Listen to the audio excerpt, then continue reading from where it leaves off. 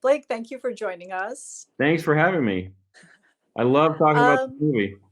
I love the movie. The interview, I watched this extensive interview with you where you described the film as part modern thriller, part period piece, and part horror film, which once I saw the film, I feel like you really nailed it with that triple description. How did you approach the combination of those three very different genres from a score perspective? Well, it's exactly how well, I didn't think that was what I was doing when we first talked about the movie. I thought it'd just be a period war piece, which I've done before. And then when I watched it, yeah, that hit me. The modern thriller aspect. Yeah, he's on a boat in the 40s, but he's kind of a superhero running around protecting all these people. It's his first mission. Um, And then the horror aspects of it are those subs, those U-boats lurking underneath. And I really wanted to give them a terrifying sense because to these guys, they're just seeing a sonar blip on the screen, and they're actually, uh, they're like the sharks below. So there was a certain Jaws aspect to it that I found fun. So those are the three things that I put together. And it led me to this anachronistic sound of using synthesizers and crazy whale sounds, and they aren't actually whales. And then the orchestra, of course, this giant orchestra.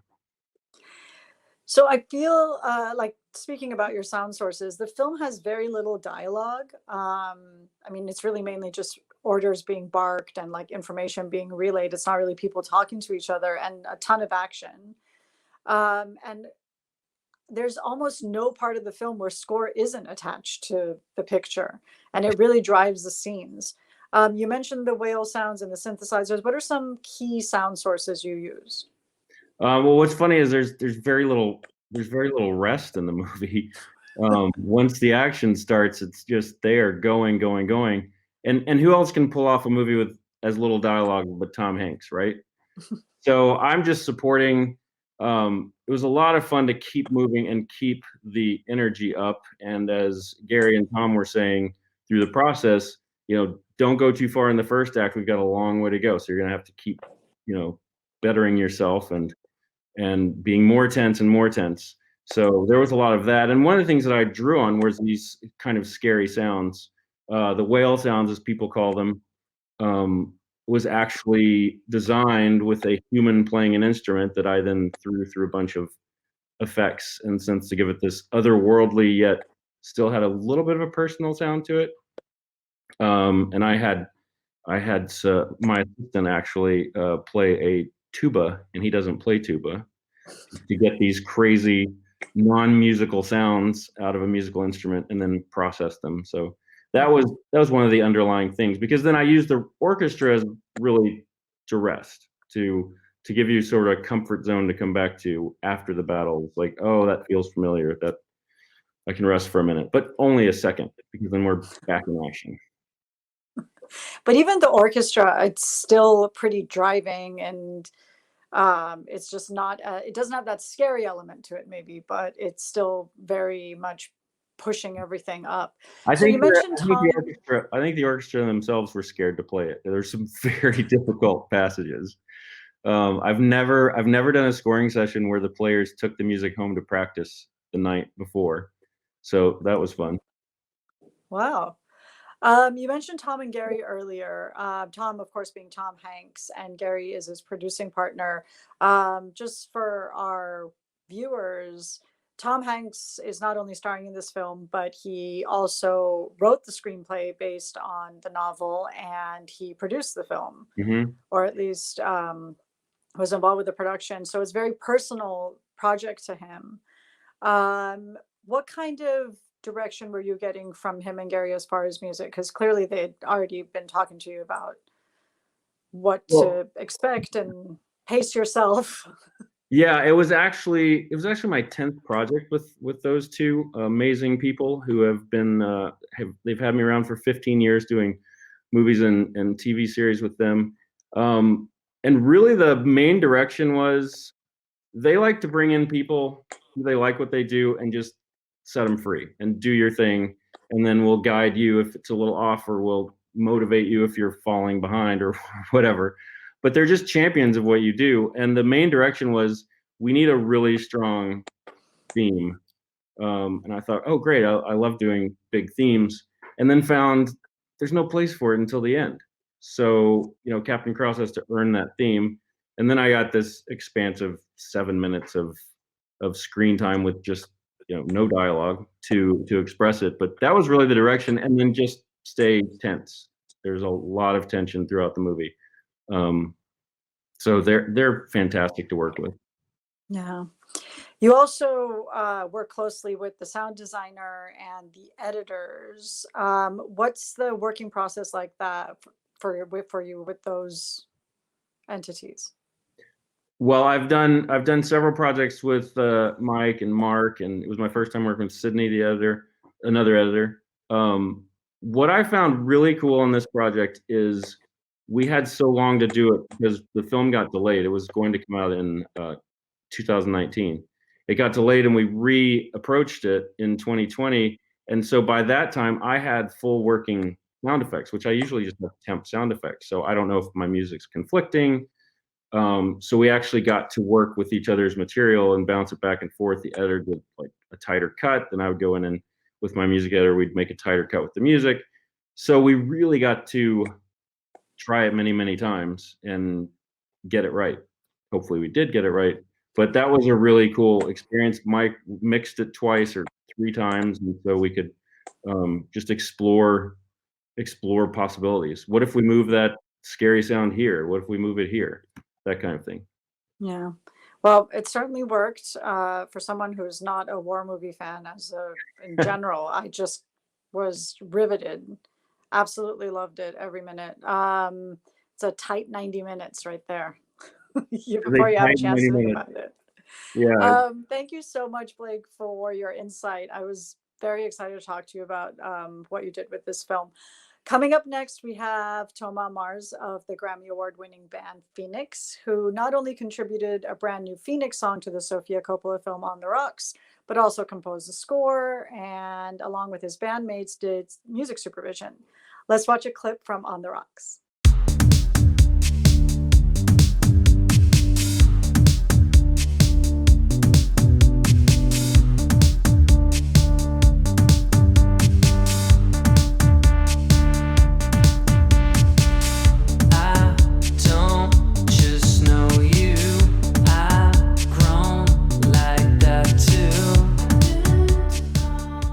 Toma, thank you for being here. What people may or may not know is that you're married to Academy Award winner Sofia Coppola, the writer and director of On the Rocks.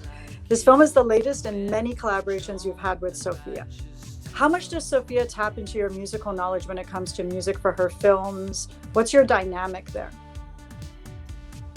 Well, it starts early on. It starts when she writes the script, and usually to write the script she needs music to sometimes start a scene or to set the tone of a scene, or and at the same time I'll be working on Phoenix new album, so she will hear bits and pieces, demos here and there, and so it's there are a lot of happy accidents, I would say, but we can. I try to arrange it so that these happy accidents can happen. There's sometimes she will ask me for something very specific, or sometimes it'll be, something about the score, or it could be something about just music supervision. What if she had something in mind? In this case, Chet Baker was one of the starting point for On the Rocks, because she knew that Bill Murray would be listening to Chet Baker, the character would be listening to Chet Baker, and it fit with his persona. He's an art dealer in New York City. He travels the world. He goes to, the classy Bevelman's Bar, 21 Club, and so it seems to fit. So we worked on Bill's world a little bit first, and then we worked on Rashida's character little bit, and then ultimately the score was sort of the glue that made it all somehow coherent.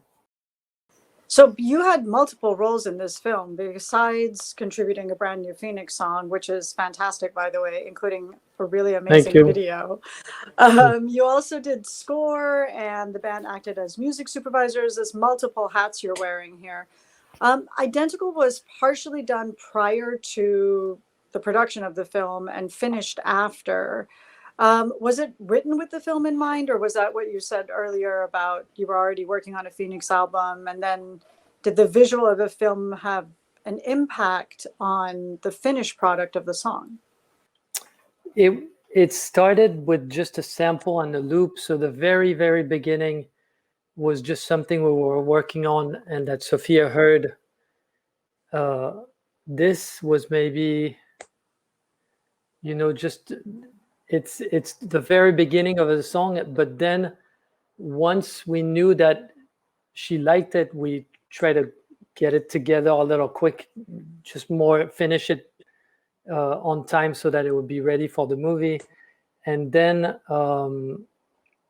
we also thought that it was the only thing that worked on the final scene, on the end credits, being the glue with the final scene. So we had to finish the song, which seems every musician has their own way to write a song and to finish something. But for us, the natural process is we work all the songs together, and then in the end, they are all progressing at the same time until they're 100% done. And when they're all done, we mix them all together, we master them, and then we etc. But it takes as much time for us to do this process for just one song. So it was tricky because all these decisions that you have to make, what will the album sound like, what are the arrangements, who's going to mix it, who's going to, all these things had to be done for one song, which took us a lot of time and was kind of against our usual way of working. So do you feel, because you've said that it's similar, not similar, but it kind of harks back to the end of 16 Candles, where we see that one scene with the two characters and the song starts and you immediately go to the closing credits, which is what happens with Identical as well. What's the song conveying at that point in the film? Because I just feel it's such a great closer and just wraps everything up in this really positive way. Yeah, I think it has to fit with the last scene that you just saw, it's a scene that has a rhythm. It's slow, it goes to a climax, and ultimately there's the little pauses before gives it a tempo, and then the music has to fit that tempo. So it couldn't be, that's what limited the choice at first, was just the tempo. And then we wanted it to have a pop quality to it. The thing that 16 Candles, when you leave the movie theater, you are still thinking about the movie, and yet you have this light, joyful feel that you just saw it hasn't, you see it, that it's the tail of the movie, it's attached to it, but you can leave. So we wanted those elements all together, and we wanted the pop quality and at the same time the meditative feel that you're still dreaming the movie, kind of echoing what the last scene was. There's a great French pianist called Alfred Cortot, who's great at playing Franz Liszt, Chopin, and when he would teach his students, he would say, "You should not play this song. You should dream this song," and that's how we felt that the song should be at the end of the movie. It should be dreamt and not listened to, sort of. That worked. That's exactly what happened. Thank you so much, Thomas. So insightful. Coming up next, we have Bruno Coulet, who has been composing for film and television for over 4 decades, including for the animated film Coraline, for which he won the Annie Award for Music in a Feature Production. One of Bruno's more recent films is Wolfwalkers, which is the 3rd animated film in the Irish folklore trilogy from director Tom Moore. Let's watch a clip. Wolf, wolf, hunt them far and yonder. The forest is brimming with wolves. It's my job to hunt them down, not yours. But we could hunt them together. Wolves, bears, dragons even.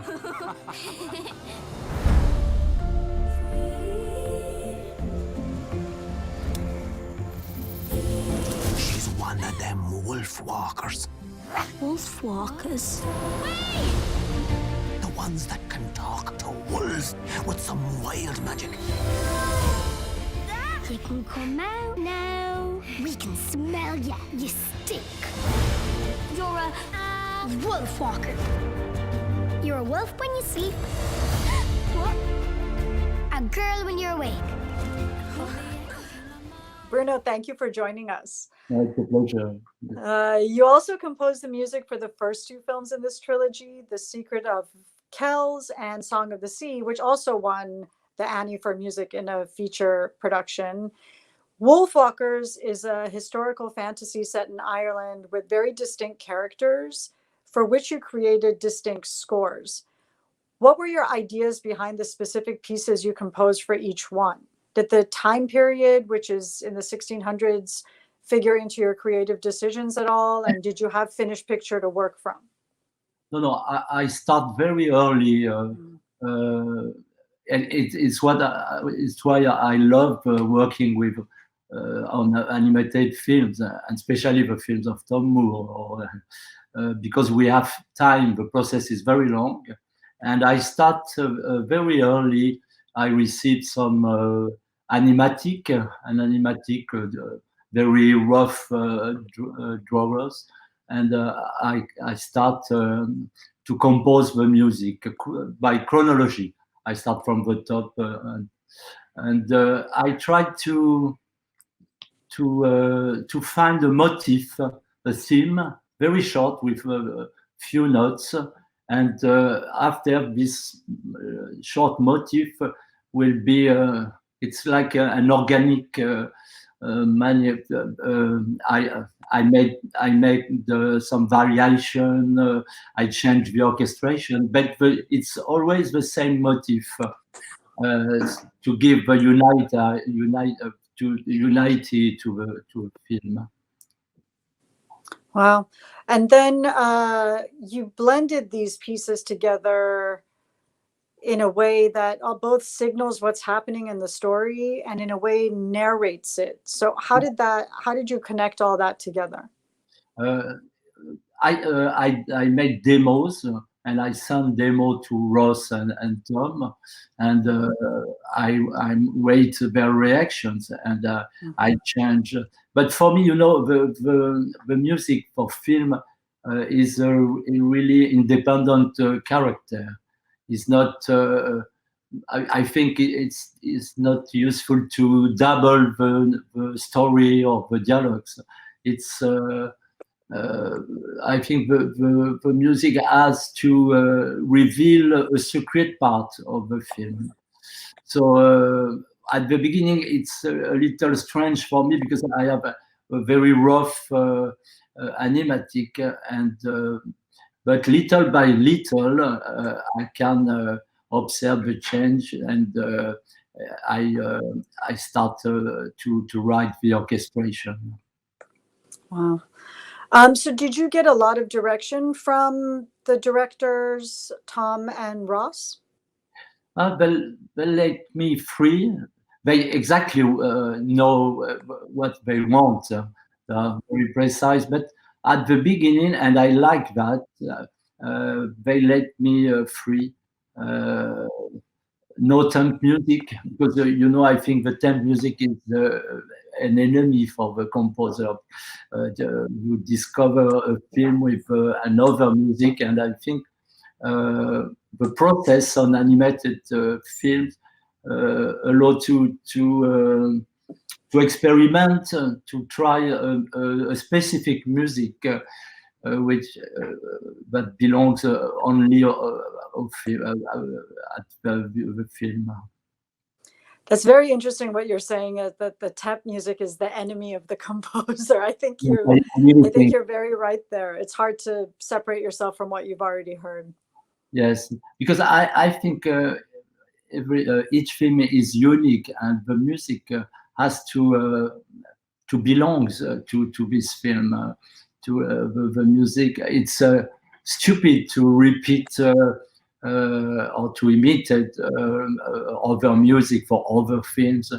And the problem with the temp music is that the editors cut the picture on wrong rhythms. If you very early you start to send demos, the editor can edit with the good music. Good, I don't know the definitive music. Yeah. So you collaborated with the Irish folk group Keela on all three of these Irish trilogy films. How did they impact your composition? And there's definitely some traditional Irish instruments in the score. Yes, I think Ross and Tom was really a fan of Celtic music, and I love that kind of traditional music. But I write music for the orchestra and also for Keela, and when I record with Keela, with the band, it's my favorite moment in the process, because I love working with this band. They don't read music, but I can sing, for example, what I want to record, or I play on the piano, and immediately there are such good musicians that are able to play with the mood, the Irish mood. And the other, the good thing for me with the chance with Keela is that they play a lot of strange instruments, dulcimer, the whistle, the pipes, fiddle, and it was very interesting for me to discover all these richness. I try also, because the film is magical. I try to. It's also a story of metamorphosis. I try to bring some metamorphosis between the orchestra, the symphonic orchestra, and the music played by Keela. For example, with the orchestra, I used a very good soloist for the violin, and in Keela, a musician of Keela plays wonderfully fiddle, and it was very strange because the sound of the classical soloist was very close from the sound of the fiddle. Wow. And it's interesting because you've worked with them on all three of these films. So I can imagine that by the time you got to Wolfwalkers, it's just like such a relationship with this band. Bruno, thank you so much for your time. Wolfwalkers is absolutely beautiful, and your score has so much to do with that. Coming up next, we have Tamar Kali, who has only been in the composing field for the last few years, but has a fantastic CV of credits, including Mudbound, Shirley, The Assistant, and her latest for Apple TV Plus, Palmer. Let's watch a clip. I'm glad you're back. I imagine it's going to take some time getting used to. You just got to get yourself back out there. Palmer, you were All-USA player 2 years in a row at Riverside? Yes, sir. A whole lot's changed.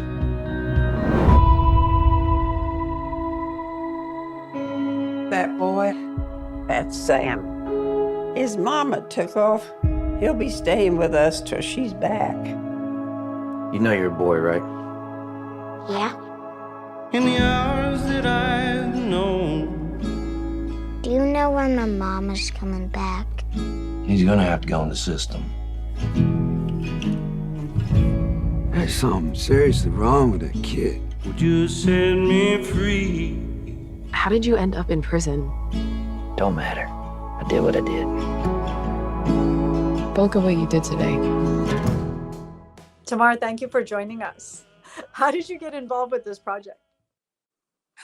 I received a call from my agent, and essentially Fisher Stevens, who I was familiar with some of his acting work, was doing a film, and he was looking for a composer. He actually is a colleague of a director I worked with before, Joshua Marston, and so he wanted to talk to me about the possibility of scoring his film. He had been working with a composer, and so I was coming in as the second composer on the job. I wanted to see the film. I saw it. It won me over completely. I was very moved by it, and I, said I would love to work with you on it.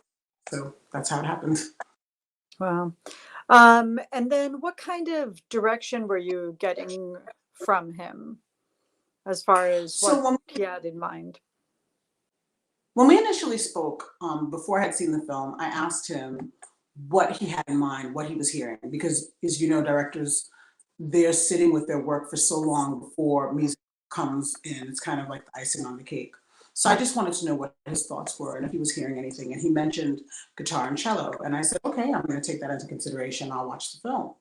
And when I watched the film, I thought that would be great. I think that, a simplistic, minimalistic score of just cello and guitar would actually work for this work. And so we moved along with that.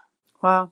And then how you said that this is for you, it was icing on the cake for the film. How early or late in the production did you begin the music? And obviously you had seen the film already, so you were working to picture. Yeah, I mean, the picture wasn't locked, but the film was essentially done. There were some more editing choices that were going to happen in the process. And again, as I was the second composer to come on, things had been going for some time. So I think altogether, maybe 6 to 8 weeks from when I came on the project to composing, recording, and mixing the score. I feel the score acts like the dialogue in so many scenes where we're watching Justin Timberlake's character develop, or a lot of times he's making some nonverbal decisions where you can see he's moving towards doing something smart or not smart. And the music is all we hear. We're not hearing him talking to anybody or anything. What was your approach in those types of scenes? So it is a very quiet and understated film. So it was important for me to really consider the psychological underpinnings of the scene, what was driving the characters emotionally. And so I definitely worked within the context of like a theme for the character of Palmer. And, we had a couple. We had like his kind of lone wolf theme. And then we had a theme that spoke to his rage, because that was a part of him. He was this very quiet, understated cat, kind of still waters run deep character. But then there was this boiling rage that was just under the surface. And so I wanted to create a sound or, emote that dichotomy in him. And then the other set of themes were around Sam and his innocence, his wonder. So we had those two elements coming together eventually, but them playing off of each other, them showing up separately as the characters develop, and then coming together. I know exactly what you're saying, because when Palmer's character, loses his temper or, does something where you're just like, oh, that's going to get you into so much trouble. It's so justified still. So I do understand what you mean about that underlying rage. So you're an accomplished artist in your own right. Is it easier or more difficult for you to create music based on somebody else's vision? It's not a matter of difficulty. And, you know, what is exciting for me as someone who has a background in performing and recording and starting to work in the context of film is the opportunity to collaborate with other artists across disciplines. You know, I'm kind of old school in that way. As an artist, I'm influenced by literature and film and dance. So when I'm with other artists and for us to come together and create work, that's a win for me. In terms of how, you know, juxtaposed to my solo artist life, it's kind of like they feed each other, because in my solo life, I have to wear a lot of hats. So it's definitely a singular vision. You know, I guess my ego is served in the story being all mine. But at the same time, I'm wearing a lot of hats because I'm self-managed and, you know, I create the vision for each project and I'm, you know, producing and doing all of those things. So when I'm collaborating with another artist, I have this singular job, this singular mission, and that is a gift, the opportunity to collaborate and have it not all on your shoulders. And because I have this outlet for my solo expression, you know, I'm very open to whatever feedback I may receive. And, you know, I just think that it allows me to be a well-rounded artist. And I come back to my personal projects with a little bit more dexterity and skill, because there's a certain amount of problem solving that you have to do when you're working with another artist, because it's not just enough to create, but you have to be able to split the difference and figure out how to serve the work in a way that's not about you, but about what the work needs, like what it is that is required in that moment. Yeah, of course. Thank you so much for your time. I can't wait for people to see the film and hear your music. Coming up next, we have Henry Jackman, whose credits are so varied, from superhero blockbusters to animated films to everything in between. One of Henry's latest films is the Russo brothers directed Cherry, starring Tom Holland. Let's watch a clip.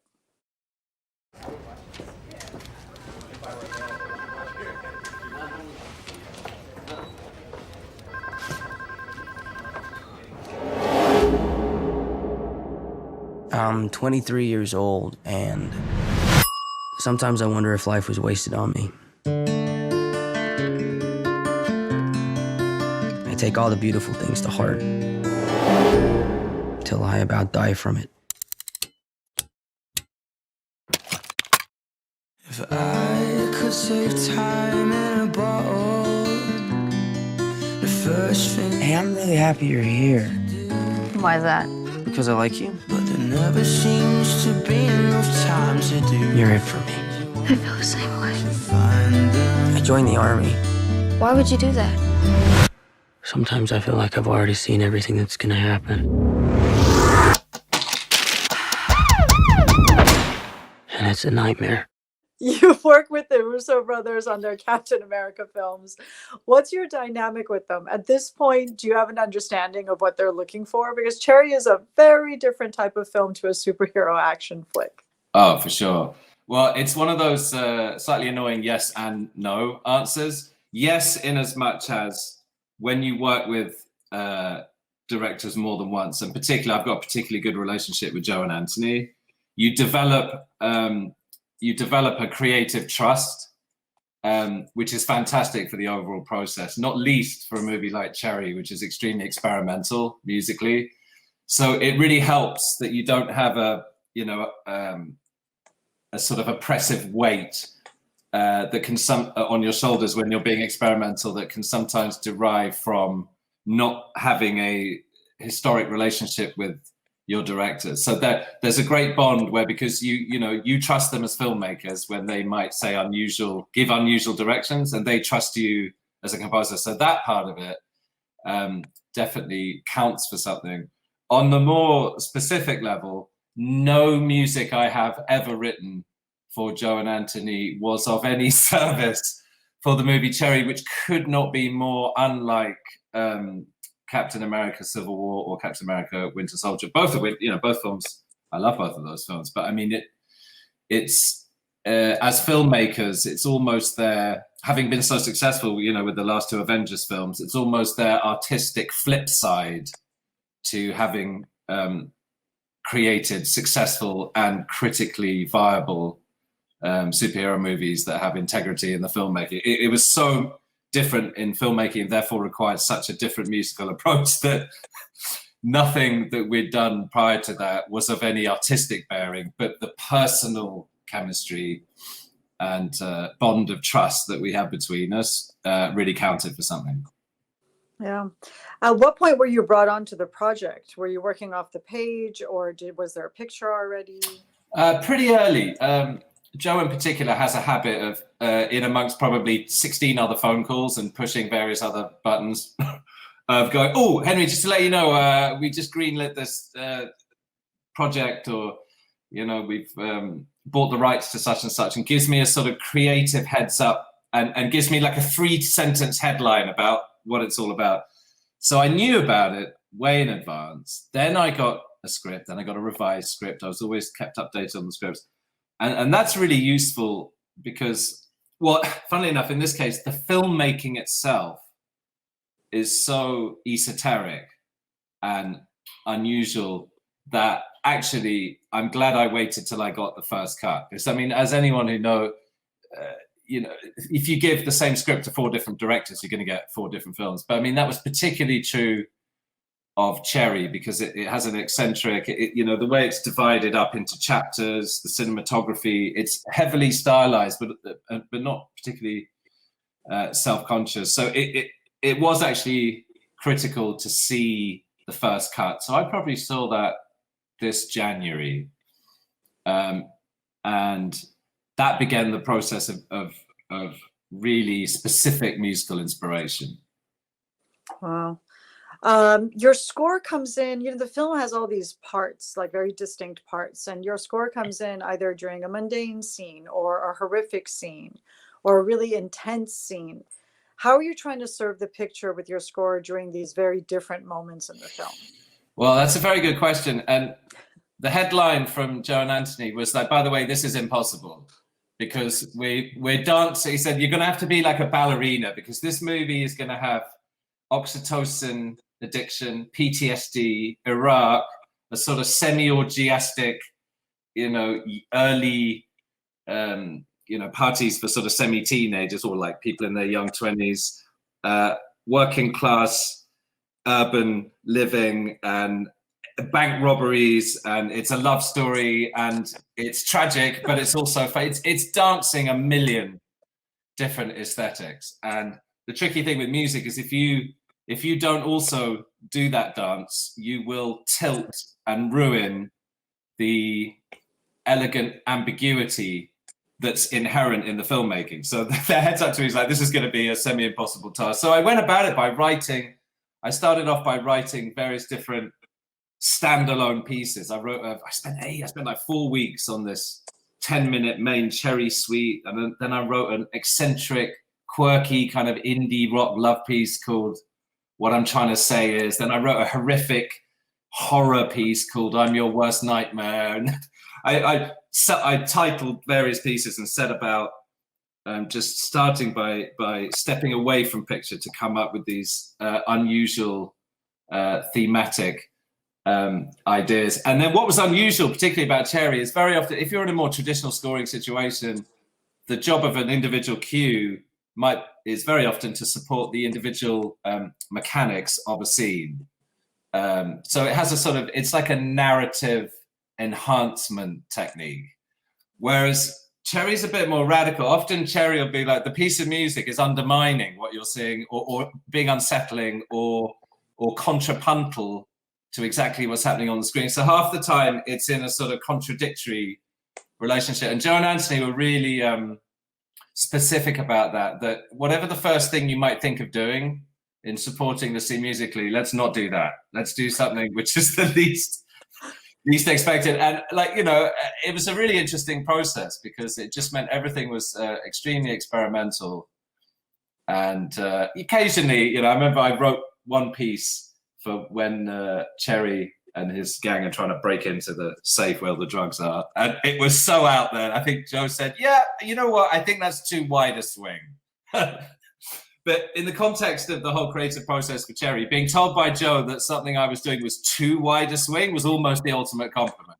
Such was the sort of general spirit of experimentation. But I mean, we haven't got enough time to get into it, but the production techniques I was using got seriously geeky, and from the sound design to even the engineering, I was shoveling sounds through, late 70s synths and putting them onto cassette tapes that didn't work properly with the motor slightly failing on one of the capstans, and then, all sorts of weird, every day was like, what can we do today that would be a bit odd?